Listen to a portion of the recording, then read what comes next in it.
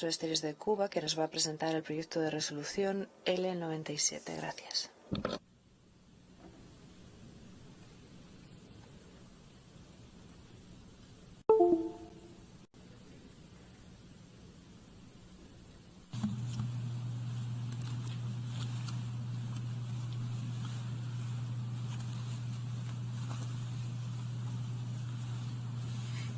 Excelentísimo señor presidente, excelentísimos señores representantes permanentes, señores delegados.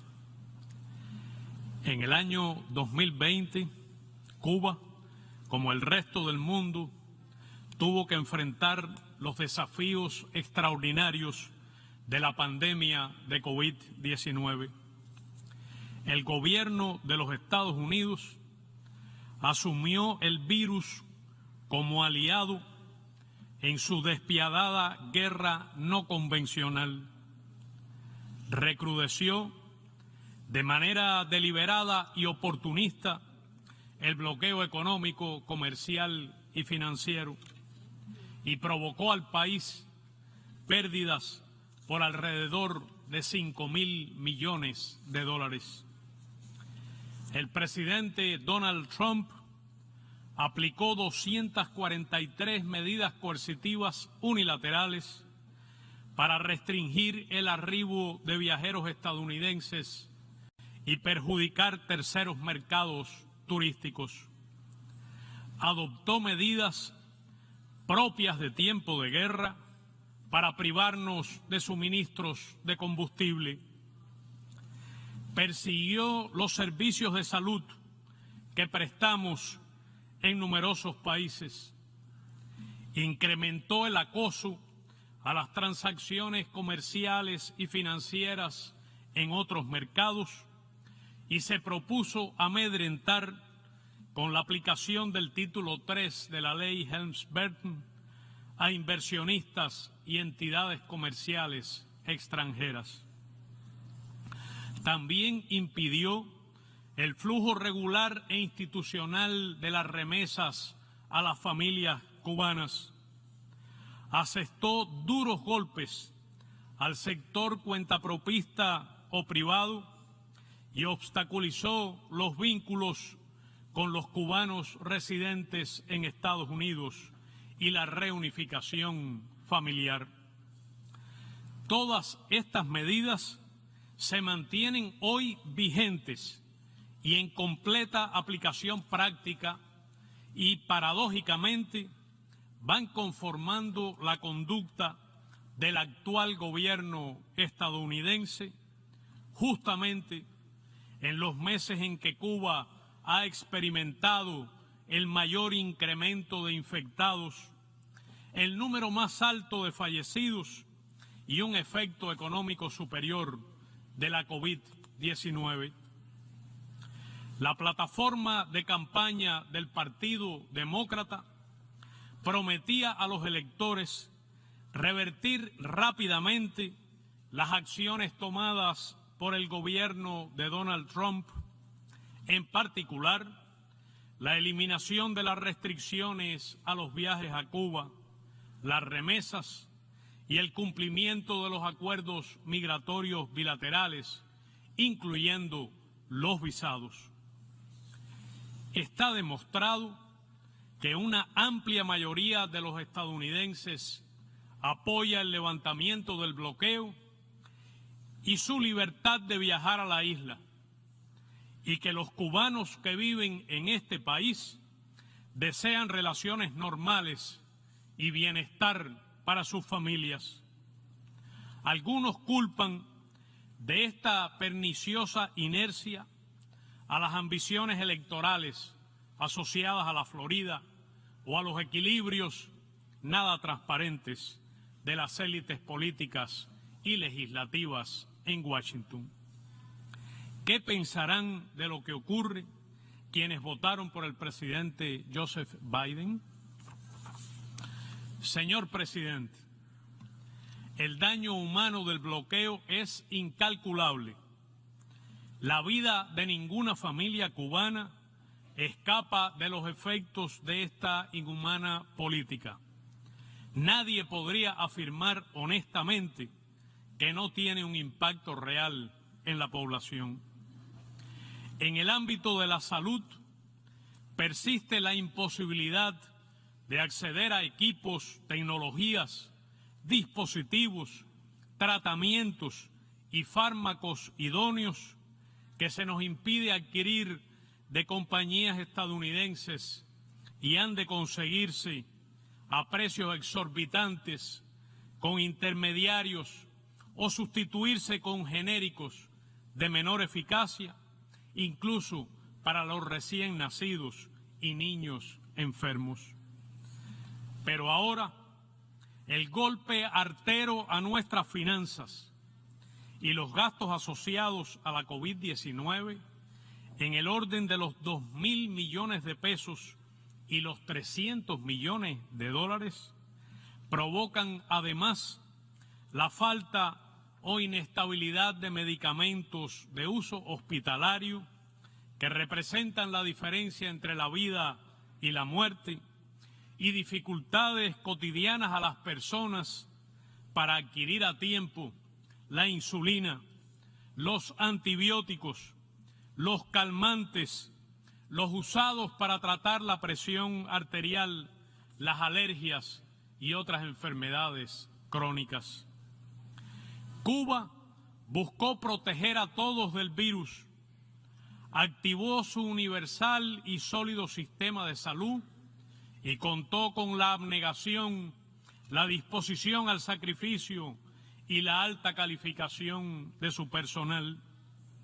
Movilizó al potencial científico nacional y a su industria biofarmacéutica de nivel mundial y dispuso del apoyo y el consenso manifiestos del pueblo y en especial de los jóvenes y estudiantes que concurrieron como voluntarios a las zonas de riesgo y a las pesquisas epidemiológicas. Por eso pudimos desarrollar con rapidez protocolos nacionales altamente eficaces de atención a los contagiados y sospechosos de COVID-19, crear capacidades de hospitalización para todos los infectados, garantizar la plena sostenibilidad de los servicios de cuidados intensivos, el aislamiento institucional de los contactos de los enfermos, el acceso gratuito a las pruebas de PCR o antígenos, así como la puesta en marcha de laboratorios de biología molecular en todas las provincias del país. Cuando el bloqueo cruelmente impidió el suministro de ventiladores pulmonares, Cuba desarrolló su producción nacional con prototipos propios. Todo este esfuerzo de la nación ha permitido mantener comparativamente una muy baja letalidad de la pandemia, en especial entre el personal de salud, lactantes, niños y embarazadas. Es notable que una pequeña isla bloqueada haya producido 5 candidatos vacunales y aplicado 3 de estos en estudios de intervención o intervenciones sanitarias a 2.244.350 cubanos con al menos una dosis y se proponga vacunar al 70% de su población durante este verano y al total de la misma antes de concluir el año, a pesar de que el bloqueo está obstaculizando de forma severa el escalado industrial de dichas producciones. Es un resultado ilustrativo del esfuerzo de la ciencia al servicio del pueblo y de la eficacia de la función pública. Cuando, durante la pandemia, arreció la campaña calumniosa del gobierno de Estados Unidos contra la cooperación médica, Cuba envió 57 brigadas especializadas del contingente internacional Henry Reeve a 40 países o territorios, quienes se sumaron a los más de 28.000 profesionales de la salud que ya en ese momento servían a 59 naciones. El bloqueo también priva a la industria nacional del financiamiento para importar los insumos necesarios destinados a la producción de alimentos, que provocó la caída de la producción porcina y de otros bienes. Las importaciones de alimentos desde los Estados Unidos se realizan bajo estrictas licencias y condiciones discriminatorias, y sus discretos montos son incomparables con el enorme daño del bloqueo en las finanzas y los efectos de su aplicación extraterritorial en terceros mercados. Doy testimonio del sufrimiento y la ansiedad que provocan en las familias cubanas el desabastecimiento y la inestabilidad de productos imprescindibles y de primera necesidad, visibles en largas colas que a diario agobian a los cubanos en medio de la pandemia. En el desabastecimiento de las tiendas y el aumento desmedido de los precios, pese a esfuerzos ingentes del gobierno, impactan decisivamente también las medidas de endurecimiento del bloqueo en condiciones de pandemia y de crisis económica global. Como expresó el general de ejército Raúl Castro el pasado 16 de abril, y cito, el daño que estas medidas causan al nivel de vida de la población no es fortuito ni fruto de efectos colaterales, es consecuencia de un propósito deliberado de castigar en su conjunto al pueblo cubano. Fin de la cita. El bloqueo es una violación masiva, flagrante y sistemática de los derechos humanos de todo el pueblo de Cuba, que a tenor del artículo 2, inciso C, de la Convención de Ginebra de 1948, constituye un acto de genocidio.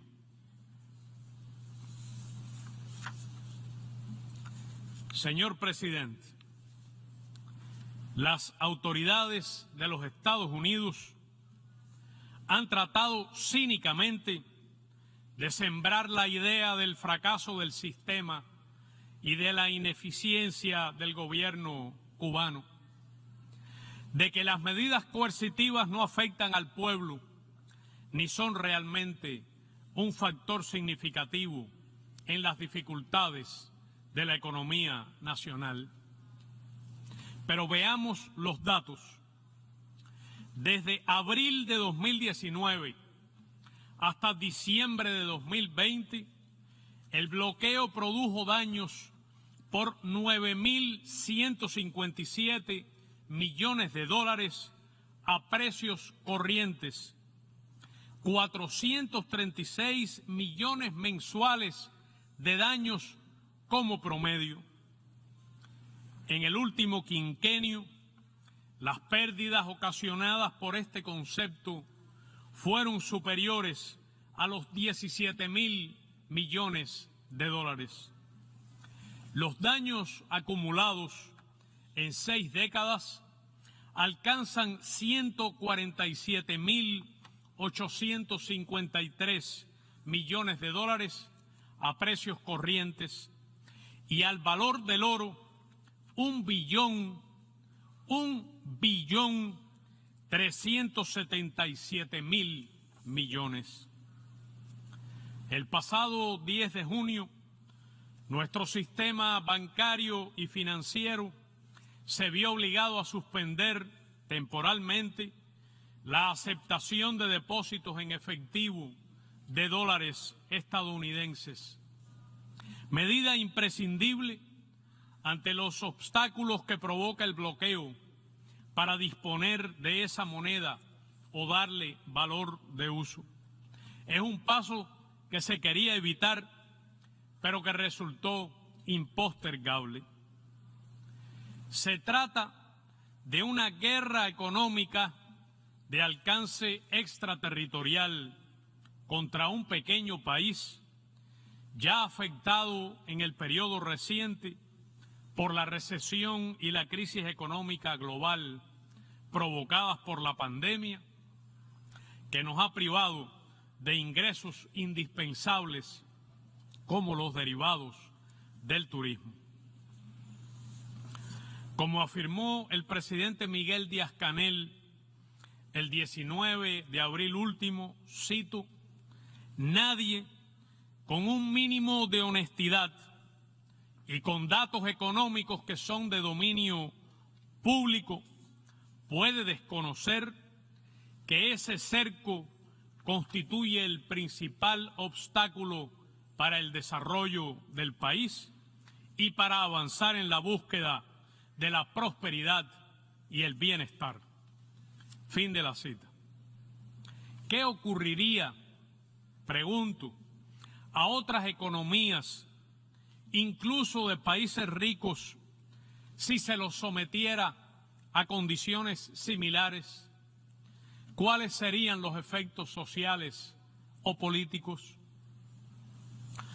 Señor presidente, el bloqueo es un acto políticamente motivado, perfectamente descrito en el infame memorando del subsecretario de Estado Lester Mallory del 6 de abril de 1960, que cito, hay que poner en práctica rápidamente todos los medios posibles para debilitar la vida económica, negándole a Cuba dinero y suministros con el fin de reducir los salarios nominales y reales, con el objetivo de provocar hambre, desesperación y el derrocamiento del gobierno.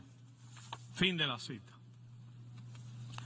Lo complementa maliciosamente una intensa campaña de injerencia política en los asuntos internos, con programas de subversión a los que el gobierno de los Estados Unidos dedica cada año decenas de millones de dólares del presupuesto federal y sumas adicionales de fondos encubiertos.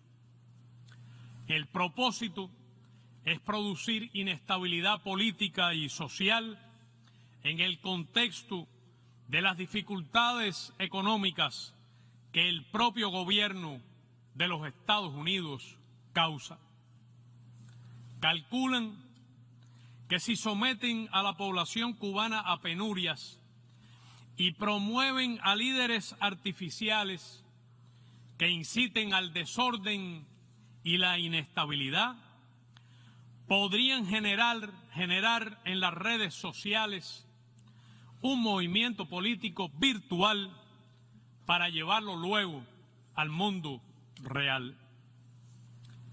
Emplean cuantiosos recursos, laboratorios sociales, herramientas de alta tecnología en una desenfrenada campaña dirigida a desacreditar a Cuba mediante el uso impúdico de la mentira y la manipulación de datos. Desatan un renovado macartismo, intolerancia ideológica y el ataque brutal contra quienes defienden la verdad.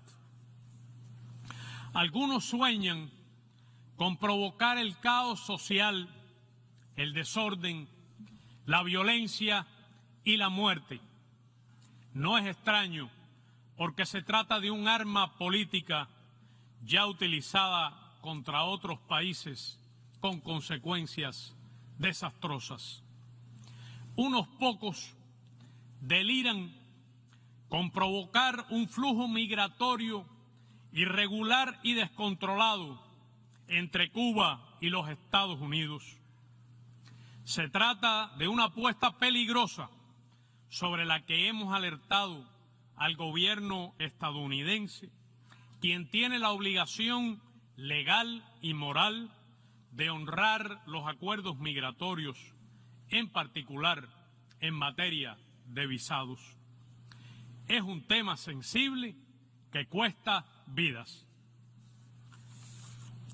Señor presidente, los estados aquí representados son víctimas del impacto extraterritorial del bloqueo que lesiona su soberanía, infringe sus legislaciones nacionales, los somete a decisiones de cortes de justicia estadounidenses y daña los intereses de sus compañías que deseen relacionarse con ambos países, todo ello en violación del derecho internacional.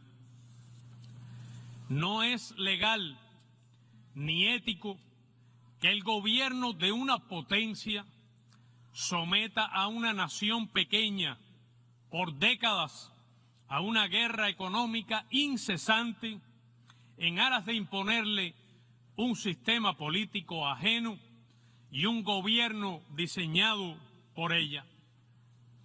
Es inaceptable privar a un pueblo entero del derecho a la paz, al desarrollo, al bienestar y al progreso humano. No es permisible, es inaceptable que el gobierno de Estados Unidos ignore por 28 años las sucesivas resoluciones de esta democrática y representativa Asamblea General de las Naciones Unidas. En septiembre del año 2000, el comandante en jefe Fidel Castro señaló en este podio, cito, hay que acabar de plantear con toda firmeza que el principio de la soberanía no puede ser sacrificado en aras de un orden explotador e injusto en el que, apoyada en el poder y su fuerza, una superpotencia hegemónica pretenda decidirlo todo. Fin de la cita. El reclamo de Cuba es que nos dejen en paz, es vivir sin bloqueo, que cese la persecución de nuestros lazos comerciales y financieros con el resto del mundo. Demandamos que se ponga fin a la manipulación, la discriminación y cesen los obstáculos a los vínculos de los cubanos que viven en los Estados Unidos con sus familiares en Cuba y con el país que los vio nacer. Reconocemos el esfuerzo de los que en este momento difícil han persistido en la comunicación y el apoyo a sus familias en la isla frente al odio y la persecución política. Muchos alegan pragmáticamente, incluso dentro del gobierno estadounidense, que se debe poner fin al bloqueo porque es una política anacrónica e ineficaz que no ha logrado ni logrará su objetivo y ha terminado por desacreditar y aislar a los propios Estados Unidos. Es inaceptable también manipular la lucha contra el terrorismo con fines políticos y electorales. En enero de este año, 9 días antes de la toma de posesión del actual gobierno, la administración del presidente Trump incluyó a Cuba en una lista arbitraria y unilateral de estados que supuestamente patrocinan el terrorismo internacional, que sin embargo tiene efectos importantes en el sistema financiero mundial. Nadie puede sostener con honestidad que Cuba sea un país patrocinador del terrorismo. Nadie. Revelaciones recientes dejaron en ridículo el último de los pretextos. Aún así, el pasado 14 de mayo, el Departamento de Estado volvió a calificar a Cuba, igual que lo había hecho en 2020 durante el gobierno anterior, como un país que no coopera lo suficiente con los esfuerzos antiterroristas de los Estados Unidos.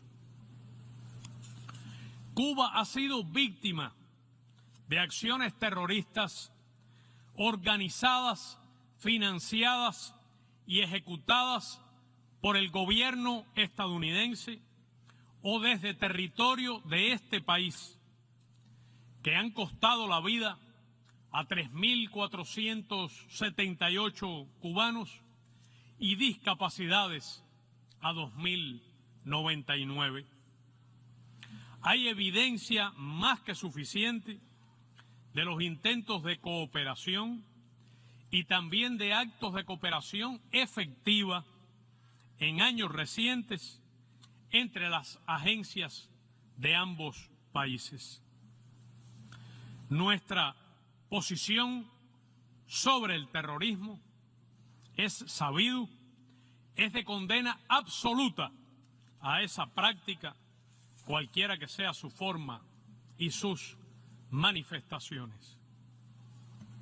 Señor presidente, por decisión soberana y para el bien de toda la nación, Cuba lleva años de esfuerzo sostenido en la actualización de su modelo y del Estado socialista de derecho y de justicia social, con el respaldo de una muy amplia mayoría de los ciudadanos en referendo libre, directo y universal.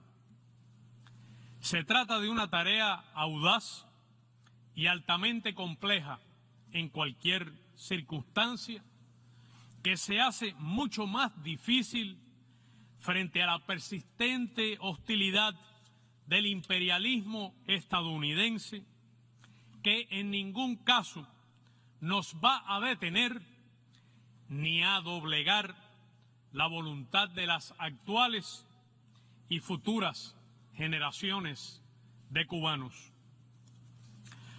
Agradezco profundamente las ayudas solidarias de nuestros compatriotas y de los amigos de Cuba en diversas latitudes que tanto apreciamos, incluidas las que con mucho esfuerzo ante la oposición de su gobierno han podido llegar desde este país.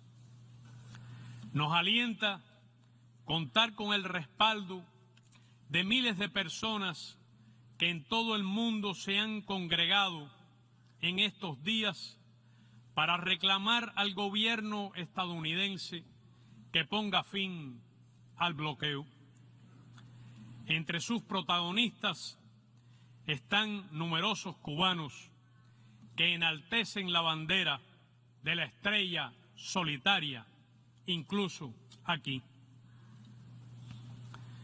En nombre de mi país, de su digno y generoso pueblo que resiste y avanza de manera heroica, someto a su consideración el proyecto de resolución A/75/L97, necesidad de poner fin al bloqueo económico comercial y financiero impuesto por los Estados Unidos de América contra Cuba. Como el virus, el bloqueo asfixia y mata, y debe cesar. Patria o muerte, venceremos.